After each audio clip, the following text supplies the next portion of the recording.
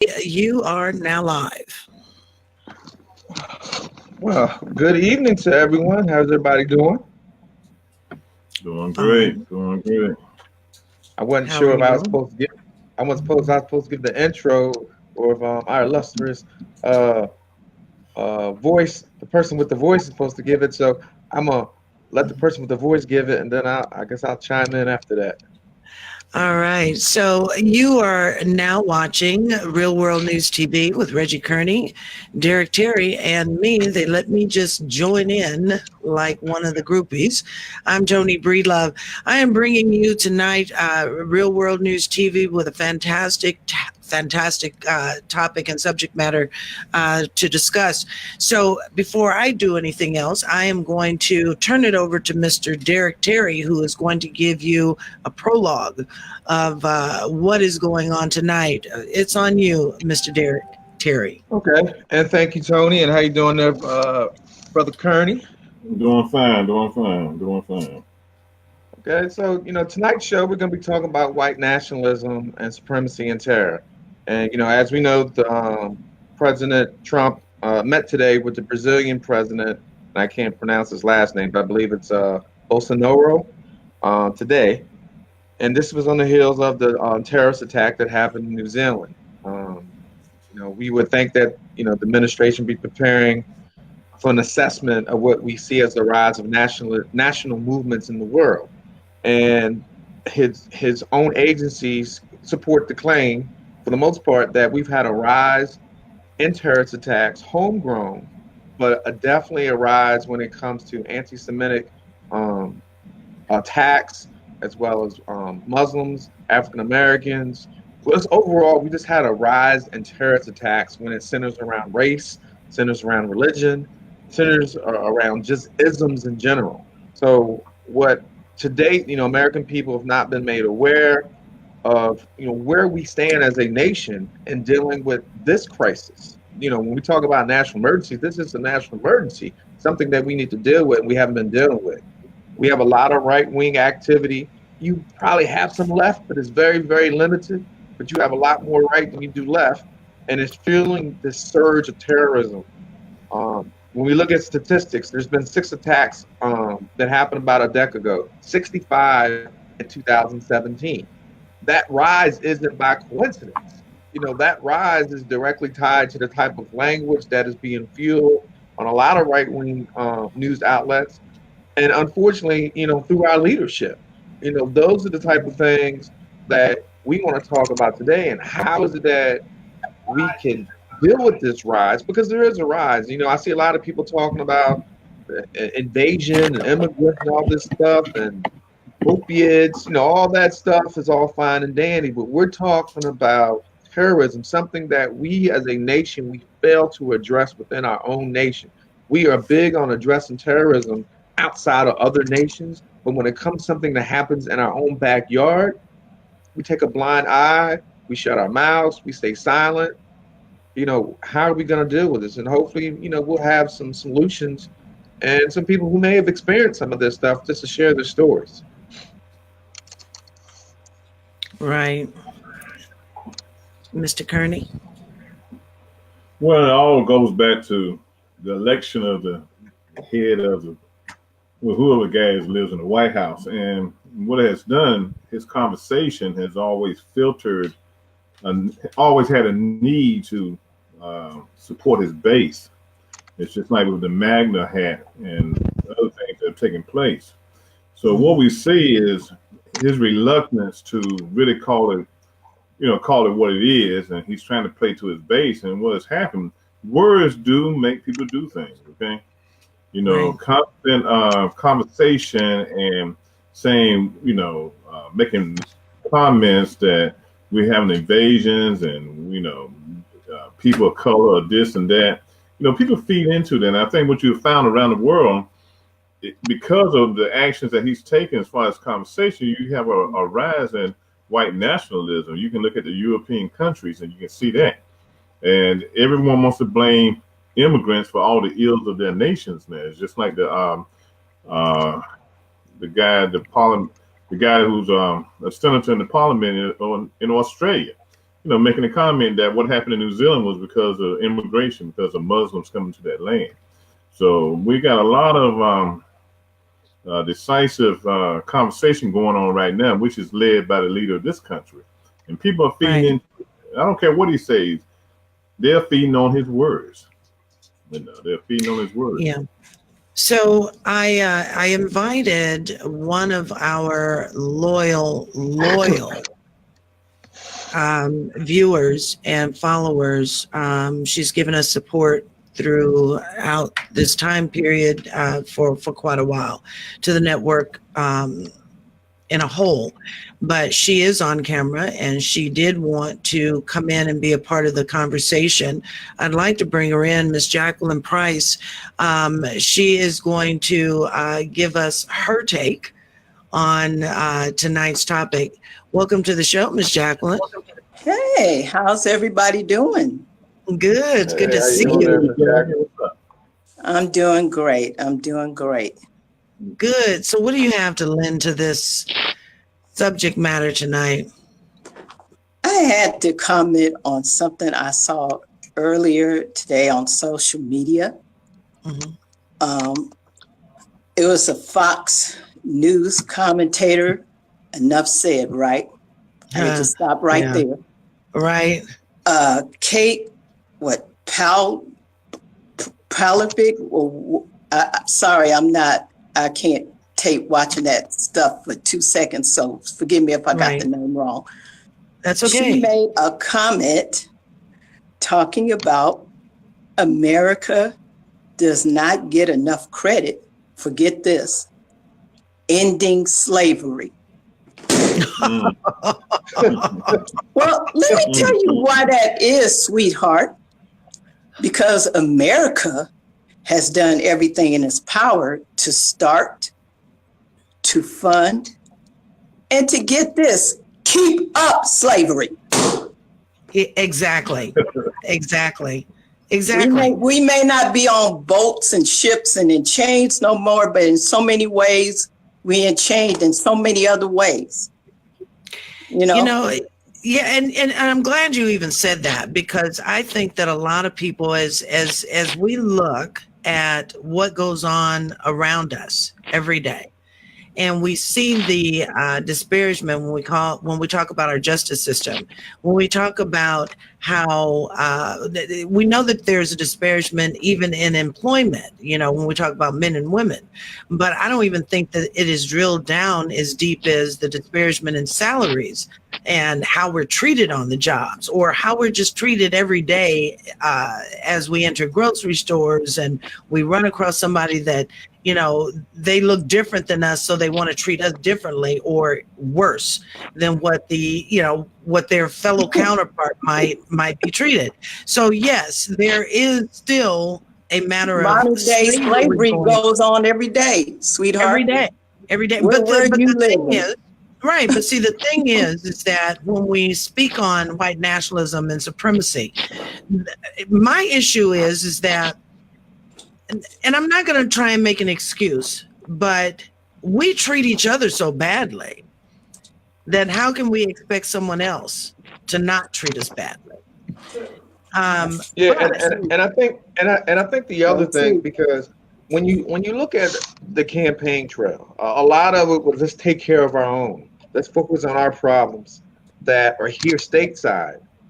And you have a problem which is clearly evident within stateside when we're dealing with terrorism, the rise of white nationalism, and all the other hate groups that we have within the United States.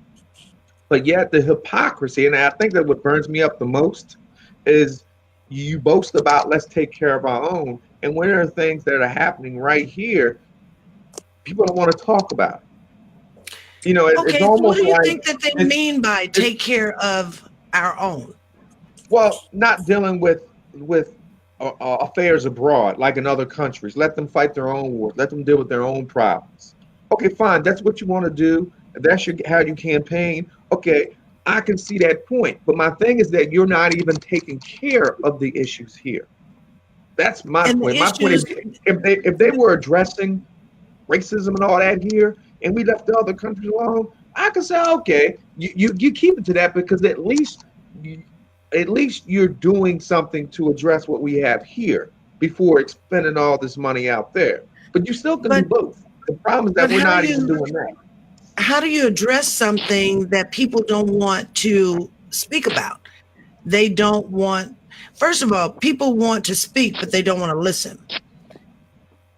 They want to minimize. Well, your own president minimized the issues that had just happened in New Zealand, in the fact that his name was mentioned by this person who had committed this heinous act of murder. So what are we going to speak about? Nobody wants to listen to the other person's thoughts or even their experiences, because everything is minimized. Yeah, I think they want to. I think they want to touch on the terror, but they want to touch on how that person got to that point. You know, the reason behind it. Like, and I can guarantee you, if there was a terrorist attack, and I'm not wishing there's a terrorist attack, anything like that, and it was of a Muslim descent, that person did it, and it happened on, say, a land which is Anglo-Saxon, oh, you would hear, there would be Twitter galore, choo, choo, choo, choo, choo. Because you're focusing on a particular race who committed this crime versus focusing on the crime itself. And I think that's where, and to be honest with you, I think that's where a lot of the U.S. is at. You know, certain things. Well, we can't talk about sex with our kids. I said, why not? If you don't talk about it, who's going to talk about it? Or we can't talk about racism. Why not? Well, it doesn't exist, or I don't want to hurt anybody's feelings. Well, guess what? You can't hurt our feelings anymore. They'd already been hurt. You just can't. Yeah, that's true. Right. Reggie Kearney, I haven't heard from you. I'm just listening. Reggie about ready to get his matches together and start burning some shit down. Oh, I said I wasn't going to cuss. I'm sorry. Okay. Yeah, but when you look at the definition of white nationalists, you know, these groups expound white supremacists, okay, and they expound white separatist ideologies, okay, and that's what Trump's base is made up of, okay, and they don't see us as people, okay. I've come to that conclusion. They don't see people of color as people, okay, regardless if you're a Republican, they still see you as lesser than what they are, okay.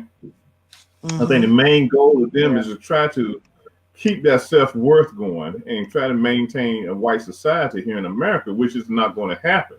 And I think that's what really drives the fuel behind nationalism. And, you know, as dumb as the president sounds sometimes, he knows what he's got himself into. He understands what nationalism, white nationalism is. Well, let me ask you guys this question, and Jacqueline included.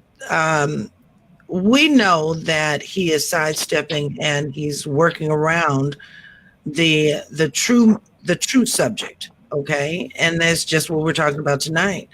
But can you tell me why there is no one in that administration who is willing to stand up to what is going on right now and address the issues? Because I think in the description, I think I had even mentioned that there has been every other president who will address an issue of a terror attack or anything of this nature of white supremacy or nationalism that is going on, whereas this president or this administration have not.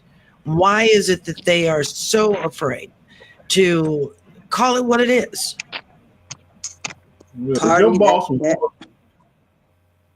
If your boss was doing something out of the ordinary, acting like a fool, would you go tell him he acting like a fool and get fired? I would. Yeah, you probably would, Tony. But if you're getting fired, why these people haven't done anything about it? You look at Kelly Conway; she's hard to look at, and you look at Sarah Huckabee; she's even harder to look at. That's their boss. That's their paycheck. So they're not going to say nothing against him. Okay, look at the Republican in the House and Senate. They're not going to say nothing either because they need those idiots in their districts to vote for So then you can't even say that they're about country. And that's the reason why people run for office. That's why they want to sit in those seats in the highest government offices in the land. It's supposed to be love of country and love of your people. Yeah, I mean, I get as a whole, the Republicans have this party over anything else attitude, but this is ridiculous. I mean, this is ridiculous. Derek? So you really gonna take a chance? I mean, look at everyone else that is burned and crashed, fighting for the party. And Trump don't care about you.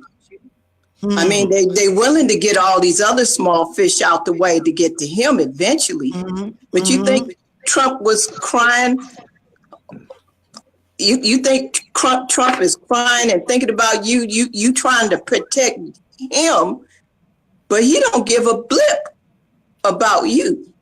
I could say it, Jacqueline. You don't cuss, so I could say it. He don't give a damn about anybody. I think for me, and I'm playing devil's advocate, if there's ever such thing. I have a lot of friends that I know support Trump. Now, when I mean support Trump, they don't support his foolishness. Really? Okay? No, they don't support the foolishness, but they don't call it out neither. But a lot of them support the economics and all the other stuff, but they don't because when a lot of times your silence tells me that you don't support the foolishness, you're just not going to say anything. You're not going to sit here and debate me. They don't debate. Very rarely that I see any of my friends who support Trump knowing damn well when he does or says something foolish, getting on there saying, hey, he was right. They just lay off, which I can respect that. Because at the end of the day, well, when I say this is what I say. I don't control a person, but what my key is that elections have consequences. So if they had to do it again, I think we're waiting for another Republican to come on who's at least a little bit more tied to the conservative principles. He isn't. He just isn't. I'm not that old, but I know that Trump has not been a Republican all his life. That I do know. He's a businessman, and he likes the fame and the glory and all that comes with it. And if that fame and glory is going to come from a small section of white nationalists, he's going to take it. He's going to take it. He's not a Republican now. Okay. Well, look. Okay. What if we revisited and brought the Black Panther Party back? Okay. White folks would have a fit if we went to black nationalism. Okay. As long as they ain't doing nothing hateful, I tell you the truth, they still exist. But I think that they were falsely accused of, all this stemmed from Ronald Reagan, the right to bear arms. Well, guess what? We can bear arms. Oh, Ronald Reagan. Exactly. Oh, hell no. That ain't gonna happen. When he was governor. So, but if we start bearing arms, this white folks gonna be up in arms, and then the NRA then the Congress they're gonna try to pass laws that forbid us black folks from bearing arms, and that's how it operates. But who's to say that is not the direction that maybe they're pushing? They're not pushing that. We are. But like you said at the beginning, we're killing each other. Okay. This is true. However, but who's to say that is not the agenda that is being pushed? Because as we go on in time, we continue to see a rise in violence being committed by those who support supremacy or white nationalism. And this is just stirring the pot. It's adding a whole bunch of spices to it. When we keep seeing all these folks that are attacking people of color, who are attacking religious organizations and mosques and churches and all of this, these attacks are being set up on Black folks, people of color, and religious organizations. that are supported by people of color. Who's to say that this is not something that stirs the pot to have this happen? Well, I doubt it'll go that far. Okay, there is a sense of terror, of scariness in this world right now, because when you walk out your door in the morning, you don't know what idiot is out there ready to take shots at you or bomb you or anything like that. So that fear has been created. Okay, but we got to live above the fear and everything. We got to realize it's about 37 to 40% of the population plays into the hands of Trump. Okay, you got another 60% of the population that really doesn't care for him. Okay, and you have people of color and young folks of other races that don't buy into what this guy is doing in the White House. So I think if that was an all-out war today, they would be at a disadvantage. Okay, but I don't think it's going to come down to that. I think it's always going to be these little pockets of hatred going around. Because he's doing something that they're scared to do. And then they'll do the violent part, but they won't talk about it. Okay, as he does. Yeah. See, I can't stand a coward. Yeah. And see, me honestly, because honestly, for me, I believe there's a whole lot more love than there is hate in the world. But I think what's happened is that the hate gets all the attention. And typically when you have hate that gets all that attention, you don't necessarily see all the love and all those that are coming together. When I look at white nationalism and even this racism in itself, it's fueled based on hate. It's fueled based on one race or one group of people feeling that they're superior to another. And how do we combat that? When we combat that by, keeping our standards high, not doing things that we know or all they're going to do is add more fuel to the fire. But we also have to call. Oh, but wait a minute, Derek. You know what? I hear what you're saying. I respect what you're saying. But if someone comes through this door, okay, claiming anything that is white nationalism, supremacy, any of that kind of bullshit, I ain't gonna go high. I'm not Michelle Obama. I'm just. Oh no, I didn't mean high. I didn't mean high in that way. When I'm talking about high, I'm like, they can protest, they can do what they want. I'm not gonna go there and say, okay, because you're protesting, let's go ahead and fight. No, what I'm gonna do is go high. I'm gonna show them things that, guess what? For the 50 whatever people you have, here's 3,000, 4,000 people that say no. Now, don't get that. That's what I mean by that. I mean, we have to add fuel to the fire, meaning that we need to add more numbers. We need to have more people out there that are supporting the cause, that are against this, that need to speak out. And it starts with our elected officials, even our president. People have to speak out, because if you don't speak out, you give them a reason to exist. Don't give them a reason to exist. And a lot of that really starts with education. If we're not sitting there educating our kids and letting them know right from wrong, and like, look, there is no superior race. We're all human. It just is no superior race.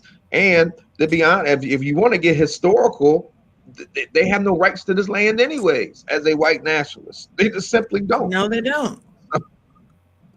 So yeah, it's bottom line. It's just, you're seeing all these instances because people, they think they got a spokesperson in the White House with Trump. They think they can do what, yep, you're right. They do. But the truth is, like I said earlier, Trump don't care about you. Now you do. Now you do what you want to do. You're going to lose your job. You're going to lose your business. Trump is still in the White House for now. Yeah, for now. You are going to lose your job. You are going to lose your business. Try it if you want to. You're going to lose. Right. See, they just swiping out all these small fishes until they can get to Trump. Yeah. But for now, you're going to end up in jail. You're going to lose your job. So let me ask this question, because in the description I addressed that, you know, we have to look at how this affects us as a people. Let's start with, how does this affect those that say, like Derek says, the more people that show or know that there's more love in this country than there is hatred? How does this affect us as U.S. citizens, just in a whole? How does this affect us in the long run? Anybody? Well, I think one of the key things to remember is that when we look at how things affect in the long run, we really, to some degree, don't know. You know, you can kind of get the idea of what's going to happen if things progress. But to be honest with you, I just my opinion, I feel there's more than enough people in this world that's just not going to allow for the 60s to relive itself. It can relive itself vocally, but to the point to where, you know, we've come a long way, and yes, we can do better. But I just don't see where, you know, white nationalists are going to say, go to East Baltimore or West Baltimore. Because I'm like this: if you feel that strongly about your cause, take it to the hood. Take it to the hood. Exactly. So but when you think about it, that's how it was back in the day. You know, they had Klan and all, they didn't have a problem. Yeah, but see, that was back in the day. That's what I'm saying. So yeah. So, and that's why I don't really see it getting to that level. I don't know if we're ever gonna get rid of it, because every time we think we gotten rid of it, there's always, you know, history sometimes repeat itself. And well, I don't think you're not gonna get rid of it. Now, you might curtail it, but it's not going to go away, because racism is bred. So you're not going to, it's not like, you know, we're going to, you know, flip a switch and everybody's saying kumbaya and it's gone. It doesn't happen like that, because racism is something that is generational and it is bred. Reggie, what do you think that it does to us as a people of the nation? Well, before I answer that question, well, I'm going to take a step back to say, and Derek alluded to the fact that they won't take it to the community, but what they're doing, they're targeting institutions, okay? For them, if one person goes out and kills 40 or 50 people, that's a good thing, okay? That's a win. That's a win. Because you look at the guy they arrested, the federal employee they arrested, the Coast Guard guy they arrested here in Maryland. Yeah. He had a hit list of who he wanted to kill, and then he wants to play this game where, oh no, I'm just writing names down and everything. You know, they come up with the dumbest stuff after they get caught, and that's what's happening. They subscribe to a plan of lone wolves, okay, and we don't know how many people are out there making these little plans to target certain institutions, okay. You know, who would have thought the guy, Dylan Ruth, whatever his name is, in South Carolina would have targeted a black church and just gone in there and killed those number of people. So right. You have a lot of people here making plans and stuff. Now, when it comes to the community, we've got to step up our game and get things straight in our community too, okay? To show love to one another, okay? And stop all this senseless killing.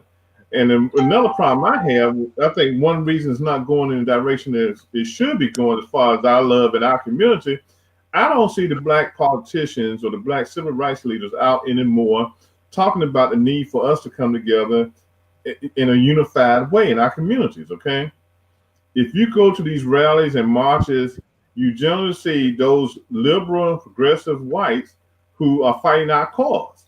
Okay, we are not out there fighting our cause like we need to fight it. You know, if you look at Reverend Sharpton on Saturday afternoons and Sundays, he'll allude to the fact that the issue. But that's basically it. You're not hearing anything there. Unless I'm not keeping up with the news, tell me if I'm wrong. I'm not hearing black politicians and black civil rights leaders hold the president to his feet to the fire concerning this issue of white nationalism. And you see very few. Like I know, like Joe Madison. I listen to his show every day. Yeah. I listen to Karen Hunter. So but these are radio people. When I look at it on the national level, well, of course, Don Lemon is always going to call him out, but he's not a civil rights advocate. He's media. So Right. I think to some degree, Brother Kearney, you're correct, and I think that for me, that is part of the issue that I have. To throw the party out the way. I don't care if Republican or Democrat. That's the problem I have with just black folks in general. Well, see, you know what? You get these, but you get these politicians in office, these black politicians in office, and they want to wrap their arms around everybody, instead of addressing the issues that are going on with the race that they are, the race that they represent. So as long as they feel like that they have to play this even card, they're not going to say, okay, well, let's address the black issue, because then of course, then they're going to be thought of as racist, only supporting the black cause or the people of color cause. That is what's going to happen. So are they afraid to do that because of what they'll be called out on? Well, to me, this is really not a black cause. It's white nationalists don't only attack blacks. No, they don't. It's Jewish. It's the LBG, the gay and lesbian community. It's whoever doesn't fit their need. The problem that I have is we have reactionary politicians, meaning that they're not going to say anything. Guess what? Didn't happen in my community. I'm not going to worry about it. But then let it happen. Oh, now you want to say something. Now you want to get a photo op. Now you want to get 15, 20 people behind you for a press conference. With the police department there. Now everybody wants to talk about it. But where were you at to combat it? Where were you at for prevention, to target it, to drive these things out? Even when I look at state legislation, at least for Maryland, I haven't seen too much that deals with these types of crimes. Not to say they're not out there, I just haven't seen them. But I'll be definitely curious to know once they finish up in about 3 to 4 weeks, which bills have passed, and if any of them address dealing with terror within the state level or hate crimes or whatever it may be. So where do you think this takes us to? Oh, I'm sorry, Reggie. Go ahead. Yeah, I think one of the problems that's happening among politicians, both liberal black politicians, liberal white politicians, they're just trying to hope that the nightmare goes away. They're just hoping that in 2020, next year that that 45 will be voted out of office. Okay. And I think that's another reason they're not saying a whole lot. Like Derek said, if you go out and say a whole lot as a black politician, then they might call you a racist, okay? But you have to speak out on things that are affecting people of color, okay? If you are a person of color. You would think, but, Ben Constant sits up there, he's the only black with any real connection to 45 in the White House, but he won't even come out and say anything because he's scared he's going to lose his job. If he comes out and says something negative, I mean, even if he doesn't come out public, he should be in his ear saying, something, you need to pull up off that white nationalism, okay? He fires him, but that's the problem we have. It's like black politicians, black leaders are just sitting still and saying, okay, massa, you want some nationalism, go for it, okay? And I'm freaking tired of that, because little shows like ours are the ones that are voicing an opinion about it. Roland Martin's voicing an opinion. Like you said, Joe Madison's voicing an opinion. Reverend Barbara is out voicing an opinion. Okay, after that, and Reverend Sharpton, after that, where is everybody else at? Right. It's very sickening, okay, because we have some real issues that have to be addressed. Right. Oh my gosh. Well, it is one of those. Were you going to say something, Derek? Yeah, I was going to add on, and You know, I'll one be of right. the Keep things, talking. can you hear me? One of the things I guess for me that is troubling is that, you know, I always tell people I'm not here to point fingers or point blame. You know, people can say what they want. Either way you look at it, he's still the POTUS. So, you know, if always that I asked one of my students, if you could ask the president anything, what would you ask? And he said, I want to know why my taxes are so high. You know, I'm like, okay. I'm thinking your tax not high. You're talking about my parents. His parents owed money. He was mad, right? I said, okay, that's a good question. He said, what would you ask? I would ask him sincerely. You know, we have a race problem or racism or issues in the U.S. Would it be so hard just to honestly say you don't know how to deal with it, but you don't mind seeking out advice to really deal with the issues that we have, as it has nothing to do with your base. You know, did you really want to be president anyway? I doubt it. But guess what? You are. So now, if you are president, my thing is very, very simple. No one can be that naive to think that we don't have a issue with white nationalism and hate crimes in the United States. And I'm just baffled how he just did not feel that it was not a serious issue.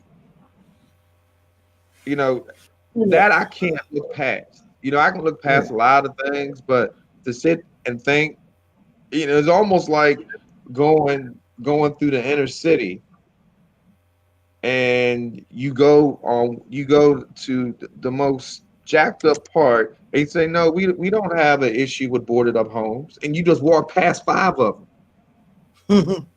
But you're not going, no, there's no issue. So it's like, you know, when is it gonna be an issue? When it's connected? I really don't know, but it's an issue that's not gonna go away if we don't address it. Yeah, and you know, if you go to the SPLC page, the Southern Poverty Law Center page, they have a list of all the hate groups in the country. Every state has a chapter of each one, just about in this country, okay? It covers the majority of the country. Every state has at least 2 or 3 hate groups in it now. They might be small in number and small in membership, but those groups can wreak havoc on a community, okay? And I thank God for the Southern Poverty Law Center because they monitor what's going on in this country with hate groups, okay? Now, with the 45 administration, they have set up through the FBI a watchdog group of FBI agents to watch black extremist groups, okay? They want to call Black Lives Matter a extremist group, okay? But they won't give that tag to these groups that have been identified by SPLC as hate groups. What's wrong with that narrative, okay? It's like they're trying to make targets out of black people who are fighting for their rights. We can't fight for our rights as citizens of this country to have fairness in this country, but it's okay for white nationalists, like 45 said, the other group of people, they were some good people there too. Yeah, it's okay for us to fight for our rights as singular. Yeah. But as long as we organize, that's something else. Yeah. You know, and that's a big issue I have in this country, and they want to blame Obama for where we are now. The Obama caused race relations to deteriorate. Okay, come on now. Who said that? Chuck Todd. I think Chuck Todd had said that in NBC, where I can't remember how he quoted, but he said that he could have done so much more, but he didn't. And I'm thinking to myself, what could he done? If this is Obama was kind of damn if you do, you damn if you don't. If he had said, you know what, I'm gonna focus strictly on blackness, then guess what? He would have alienated every white voter that got him in there, which, in my opinion, would have been wrong. It would have been wrong for him to do that. But 45 does. 45 does. Look at the White House. It's completely the White House. Okay. Right. The only blacks in the White House literally are cooks. Literally, and they probably in the kitchen. Yeah. So and see, We the don't thing think about that it, way. Obama had, he had to have a diverse staff. yeah, Of course. he was talking to it. Yeah, Because if he didn't, they would have talked about him like a dog. Now, no one said nothing to Trump, although we know it's evident. And you want the best people, so you're gonna tell me out of all those people, you only can find one person, and he shouldn't even be in that position as the HUD secretary. he's a I mean, brain you a surgeon. brain surgeon. You couldn't have been the Surgeon General or He need to operate on himself. or Health and Human Services, something related to science. For me, it wasn't a match. And I don't know if it's a position no one wanted or because it was HUD and you dealing mostly with Black folks. communities. But you can't even relate to black people. That's the Even when he whole was in thing. Baltimore, even when he was in boggles Baltimore, my mind.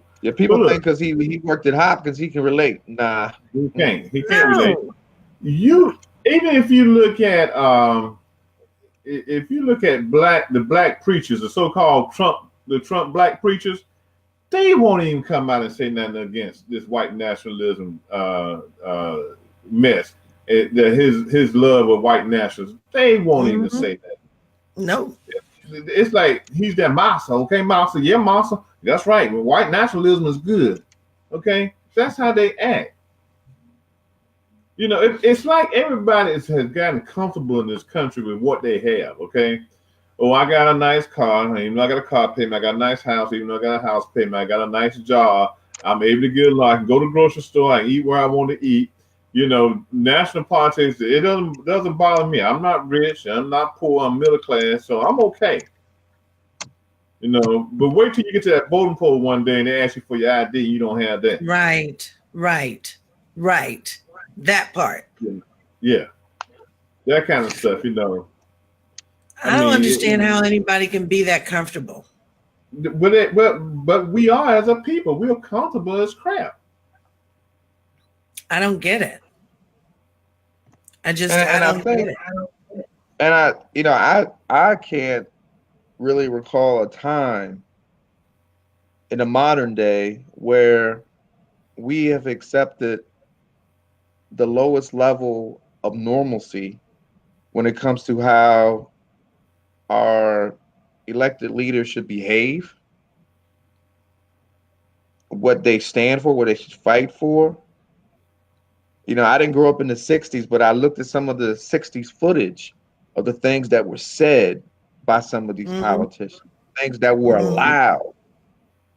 And I was like, wow, to live through that time and not to be able to say or do anything, you had to literally be peaceful to to not get arrested, where it's a different age now where it's done very, sometimes it's just them clearly being silent. It's more deadly than them even open up their mouth. But we've been a passive people, okay? I remember when the school system in North Carolina was integrated in 1968, okay? And I was there. I think I was a 6th or 7th or 8th grade, okay, when they did it in North Carolina, forced integration, okay? And I remember one day the bus was coming in, and my mother, she was teaching that school system, so she had dropped me and my brother off at school. And this was the first day they were bringing white kids into the black neighborhood to a black school in Henderson, North Carolina. And I guess one of the guys said something off the bus that was real contrary to what my beliefs were, and I did just like that to him. Okay, it got back to the principal who was black at the school that I had given the white boy the bird. Okay, I got expelled from school for that. So my father had to come up there and read a riot act to the principal. I missed like one day of school, but then they brought me back to school. But even then, even through the forced integration, these white kids, they was already ingrained in them that we as blacks were less than human. Okay, exactly. All right, they were going to school with a bunch of animals. Okay. Now, over the years, it's progressively gotten better because affirmative action and other things came in that I saw when I was in college, and when I went into the workforce and everything in the late 70s, early 80s. But things are now getting progressively worse because you have a person in the White House who's pushing this agenda of nationalism, white nationalism, okay? Right. So instead of moving forward, we're moving backwards. So we have to start back fighting to move this country forward as it was going, okay? And like Derek said, the more love we show, the more people get involved and go against this cause, then there should be some success. But we really got to come together in the Black community first and make sure we have that success. Yeah, I have to agree with you. I do have to agree with you. I'm not sure what it's going to take for our people to wake up, because we are in a very crucial time. We're in a crucial time as a people. And it's unfortunate that we have to be so angry with one another and take each other's lives and things of that nature, and just not even have a lending hand. When we have an administration and folks who support this kind of behavior is tearing us down in a hole, and we can't even come together as Black people just to say hello. Make it a good day for somebody just by saying hello, and we can't even do that. We're in a tragic time, and like Al Brooks just said, it's a tragedy. It is a tragedy. Yeah, and I think one of the things, like, and it's just probably people in general, but specifically, Black people being us, we lack the ability to want to take ownership, because a lot of times, I wouldn't say a lot of times, there are times when we are the ones who put ourselves in a situation. Mm-hmm. And rather than sitting here trying to allow somebody else to get us in a situation,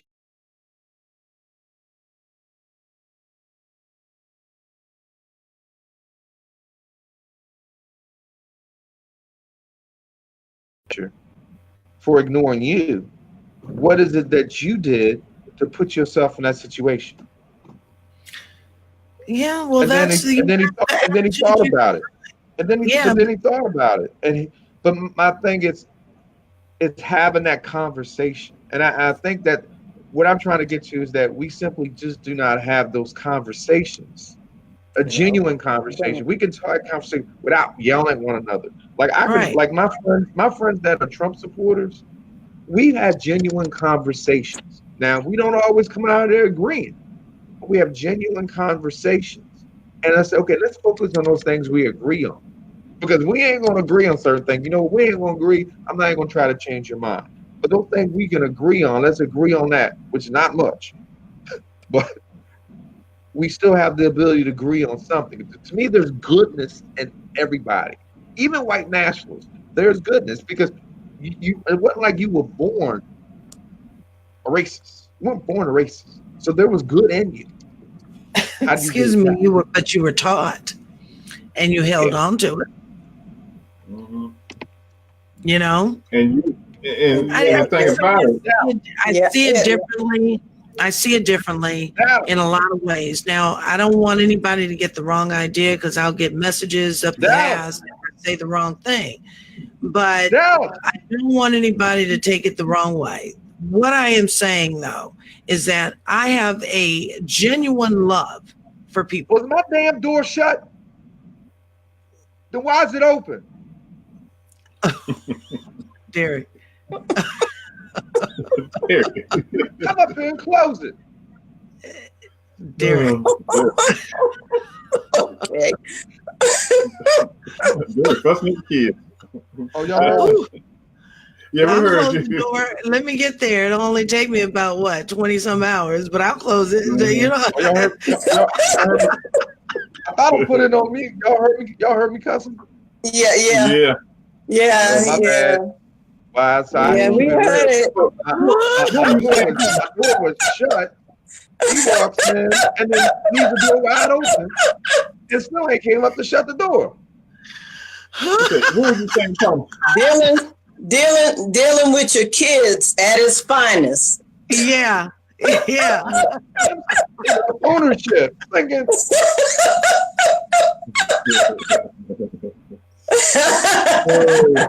So what I was saying in response to your last statement was that I do have a genuine love for people, no matter what walk of life, no matter your skin tone, your religion, it doesn't matter to me.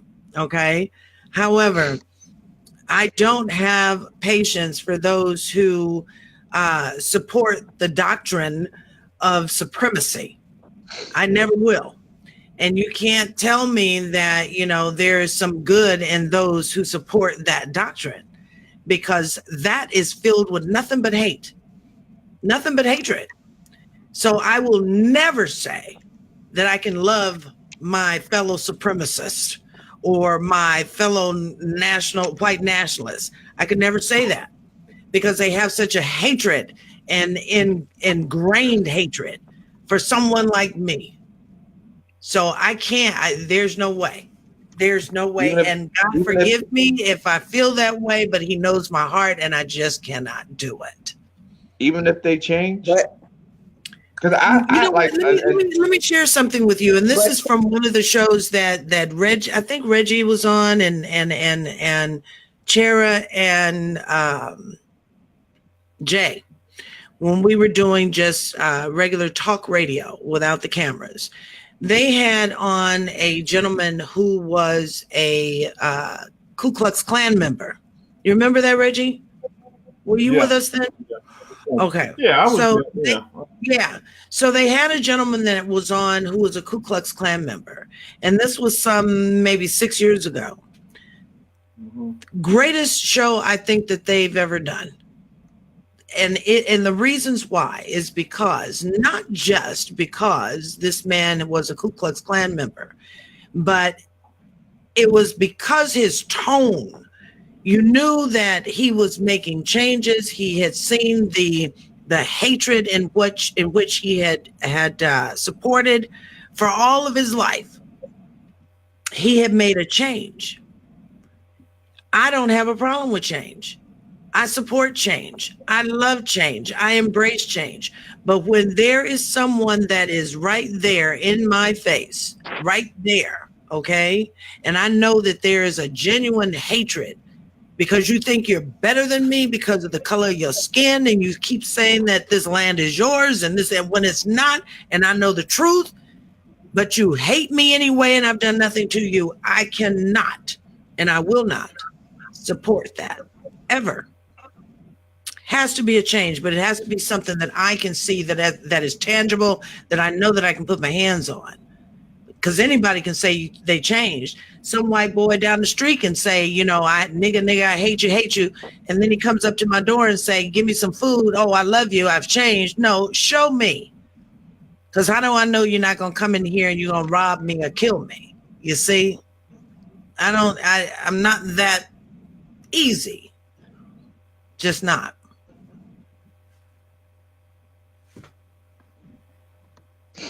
Anything else? Now, to put it that way, I can understand where you're coming from. Yeah. But I think my feelings would be most likely the same, because I've come across people. I actually had a classmate. Haven't spoken to this classmate probably in 8 years. This is when Obama was in office, and he had said some very derogatory things, and I'm thinking, okay, is he playing or is he serious? And I always tell people, look, you can have your opinion about Trump. I don't get into derogatory. I'm not going to call the guy racist names, not like that, because no one deserves to be called that at all. I call out facts, but I'm not going to call out, all this other stuff, and that's people's prerogative. But back to this classmate. And I'd ask him, I was like, offline, what's the deal with you? Are you playing? Yes. He's this. Whoa. You got one more time to use the N-word again, right? And I say it around my friends. I'm like, what friends do you say it around that I know of? And I had to cancel him. I said, you know what? I can't fool with you no more. You must got it confused and think we in high school. because we're not. And to this day, now I don't know what I would say or do if I bumped into him again.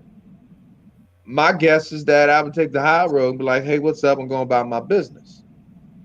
And, unless because there's nothing tangible that I'm going to see that changed unless you just publicly go out and say it in front of everyone. Talking to me is not tangible because the person is kind of that way anyways.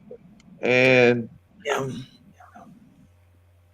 But Al Brooks, he said it right just a moment ago. Go ahead, Jacqueline. He said, hatred is from the core. Go ahead, Jacqueline.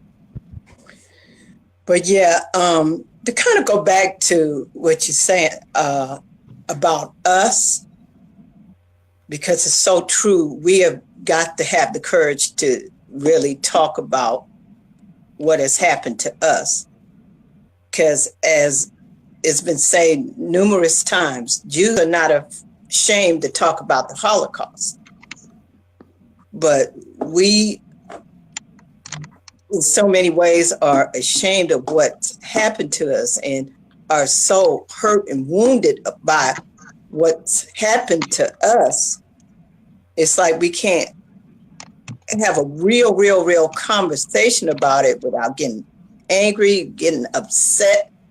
But we have really got to be willing to deal with that elephant in the room, or things are really not going to change for us.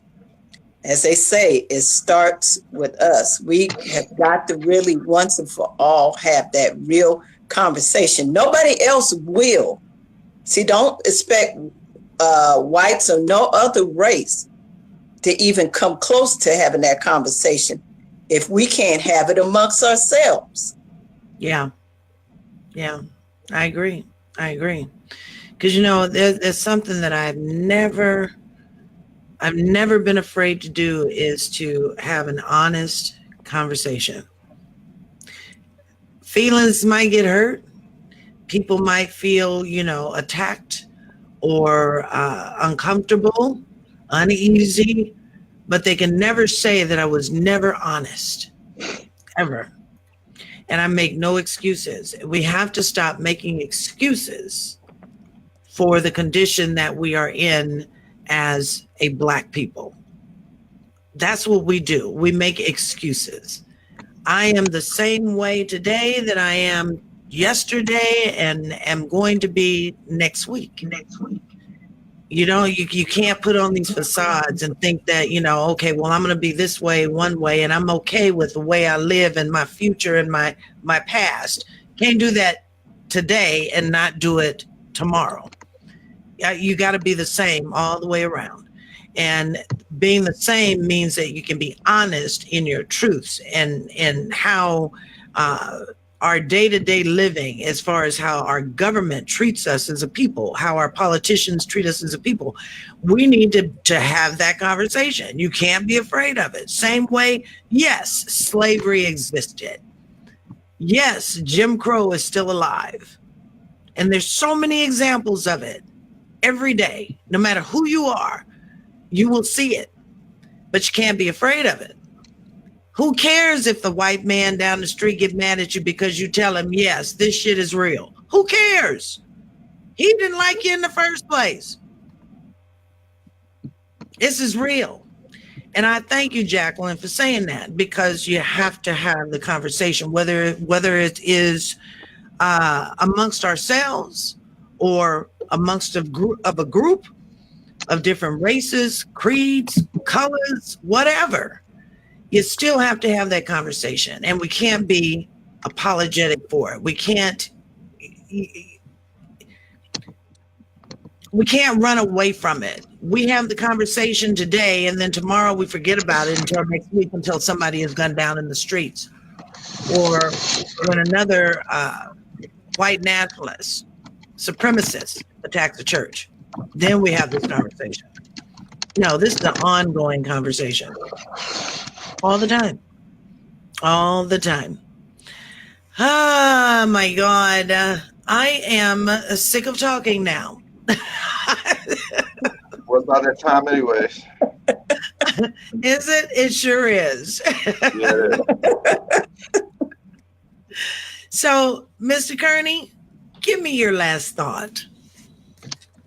Well, we got some real issues in this country, and it's going to take all of us who have sound minds to get us through, navigate us through these problems. Okay, we've got to work hard at overcoming this issue of white nationalism. We got to talk about where we've come from, where we're going, and we got to do something. We got to be proactive and get out and fight for our rights again. It's time for a new civil rights movement. That's basically what I'm saying. Does that include a? Yep. You know how I am. I'm from the old school, girl. You're so militant. We didn't have the plastic cans. We had the regular cans. Mr. Terry. Like I said, we just have to continue to love.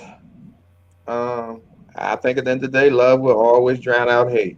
We just have to love one another, and remember, for those that remain silent, you being silent is not going to help with the problem. So I think the more people that are vocal, the more people that denounce these type of actions, the better off we'll be as a people. So. Yeah. Miss Jacqueline, our guest for the night, I'm going to leave it in your hands. What you got? I simply reiterate again, it starts with us. It starts with us. And we got to, if it looks like a duck, it's a duck. And we shouldn't be able to call it a duck. You can excuse it, talking about it's a goose, it's a whatever you want to call it. If it's a duck, it's a duck. Yeah. And that's why I worry about with this upcoming election with just any old body wanting to run. No, I need this food to not be back in 2020. Right. So I can't just have anybody coming into the race. Right. We have got to make sure we have the right candidate to get this fool out of office. You're so right. He's going to end up back in. If we don't get the right person to really go against him, he's going to be back. Yeah. I'm not trying to have him back. No. All right, Ms. Jacqueline. All right, so we're gonna get on out of here. Ms. Jacqueline, thank you again. Thank you for having me. I really enjoyed it. I'm so glad that you did, and we're just over the moon with you coming to be a part of this broadcast. I'm gonna go ahead and take your camera down as we close the show. Okay. Thank you again. Y'all take care. Have a great night. You're very, very welcome. You do the same. We love you. All right. So we are going to get out of here, everybody. I really want to say thank you for tuning in tonight. Some important issues that we need to continue to address. And I'm hoping you guys agree, Reggie and Derek. I'm really hoping you agree. We got to keep it going. Got to keep this conversation going. So, again, thank you for joining us. I had, quite a few people listening in or watching in. Mr. Al Brooks, thank you. Mr. Brian McKinney, my cousin. Who else did we have? We had Miss Rose. Rose was with us tonight. Also, who was there? I'm trying to say hello to everybody. Denise Jones, one of my good friends. And like I said, countless people that are tuning in tonight that I didn't see as part of the comments. But you can come back every Tuesday night here on Facebook under Real World News TV with Reggie Kearney and Mr. Derek Terry. Cherry Ann will be sitting out for a little bit. She's taking care of some family stuff. So we are sending our prayers and our good thoughts. So come on back next week, Tuesday at 5:30 p.m. Pacific, 7:30 p.m. Central, and 8:30 on the East Coast. Tonight, I invite you to come back tomorrow night for Hot Topics Talk Radio with me, Yvonne Baker, and Chris Smith. Tomorrow night, we're going to be talking about the influx or the increase of children who are losing their lives at the hands of their parents. So, men and women, do you really know who you are laying down with, who you're in a relationship with, and who you are allowing around your children? That's what we're talking about tomorrow night. Show starts tomorrow night at 8 o'clock p.m. Pacific, 10 o'clock Central, and 11 o'clock on the East Coast on Hot Topics Talk Radio. So you'll have to go on to our page here on Facebook. But we also invite you to catch up on any of the past shows that are in recording at this point. You can head on over to our website at hottopicstalkradio.com, or you can find us on YouTube under Hot Topics Talk Radio Network. We thank you again for tuning in, and we will see you back here next week. All right, guys, we're out of here. Have a good night, you guys. Peace and blessings. Good night. Love you both. All right. You too.